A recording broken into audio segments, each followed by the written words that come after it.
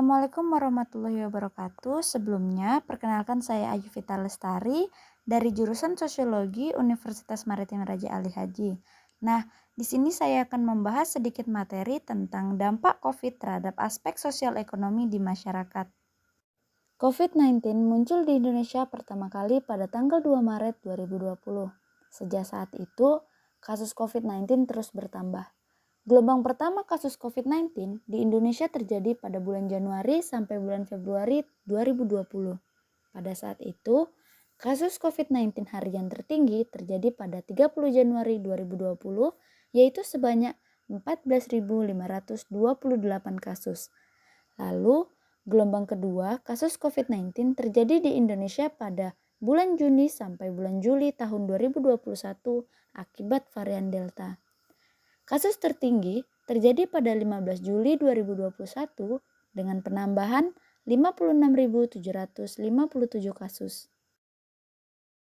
Lalu ada gelombang ketiga yang dipicu oleh varian Omikron dengan penambahan kasus COVID-19 tertinggi terjadi pada 17 Februari tahun 2022 yaitu sebanyak 63.956 kasus. Karena adanya kasus COVID-19, pemerintah Indonesia mulai menegaskan bahwa masyarakat dihimbau untuk tidak melakukan aktivitas di luar rumah.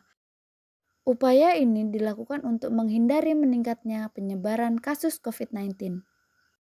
Pemerintah Indonesia mengeluarkan suatu kebijakan yang dinamakan dengan Kebijakan Social Distancing dan PSBB atau Pembatasan Sosial Berskala Besar yang diharapkan dapat mengurangi dampak krisis ekonomi. Namun pada kenyataannya kebijakan ini sangat mempengaruhi aktivitas-aktivitas ekonomi masyarakat di Indonesia. Adanya pembatasan membuat ruang gerak masyarakat menjadi terbatas. Belum lagi banyak karyawan yang harus dirumahkan bahkan diberhentikan dalam pekerjaannya oleh perusahaan-perusahaan besar dengan alasan untuk menutup kerugian yang terus membesar akibat adanya kasus COVID-19 tersebut. Pandemi COVID-19 tidak hanya berdampak pada kesehatan masyarakat, namun juga mempengaruhi kondisi perekonomian, pendidikan, dan kehidupan sosial masyarakat Indonesia. Adanya pandemi COVID telah membuat kerugian baik di bidang ekonomi maupun sosial. Nah, di bidang ekonomi untuk para pedagang, adanya COVID membuat mereka mengalami penurunan pendapatan dikarenakan kebijakan-kebijakan yang dibuat pemerintah untuk selalu berada di dalam rumah saja.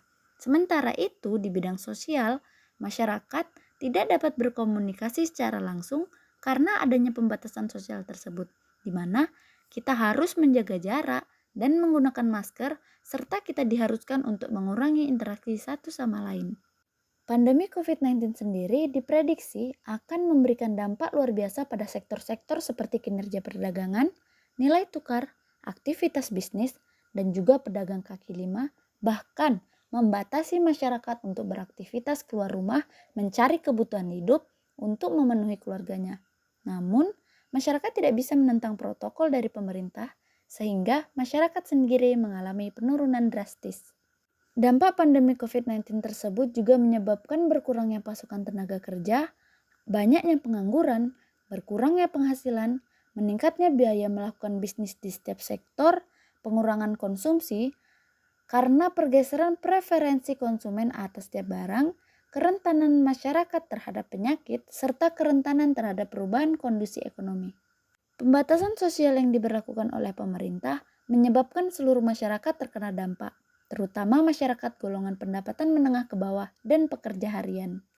Kasus penyebaran COVID-19 ini selanjutnya dapat dilihat dari dua sudut pandang ekonomi yang berbeda, yaitu permintaan dan penawaran. Di mana dari sisi permintaan, kondisi pandemi COVID-19 jelas akan mengurangi sektor konsumsi, kegiatan perjalanan dan transportasi, serta peningkatan biaya transportasi. Lalu selanjutnya dari sisi penawaran, kemungkinan besar yang terjadi adalah terkontraksinya produktivitas, pekerja atau buruh, penurunan investasi dan kegiatan pendanaan, serta terganggunya rantai pasokan global. Selain beberapa hal yang telah disebutkan tadi, di sini ada lagi beberapa dampak COVID terhadap ekonomi masyarakat, di antaranya itu, yang pertama, terjadinya perlambatan pertumbuhan ekonomi global dan nasional, lalu yang kedua, menurunnya nilai kurs rupiah terhadap mata uang asing, lalu yang ketiga, banyaknya badan usaha yang mengalami kebangkrutan. Yang keempat, menurunnya daya beli masyarakat, terutama pada sejumlah kebutuhan sekunder dan tersier. Dan yang kelima, pembangunan sarana dan prasarana menjadi tersendat. Lalu selanjutnya dampak COVID di bidang sosial masyarakat antara lain adalah yang pertama, meningkatnya angka pengangguran akibat kebangkrutan. Yang kedua, terbatasnya kegiatan sosial, pendidikan, dan keagamaan. Lalu yang ketiga itu, meningkatnya angka kriminalitas di kota-kota besar. Lalu selanjutnya, kontak sosial kian mengendalikan teknologi informasi. Lalu yang terakhir, ditundanya berbagai konser, event-event olahraga ataupun keagamaan yang bersifat massal.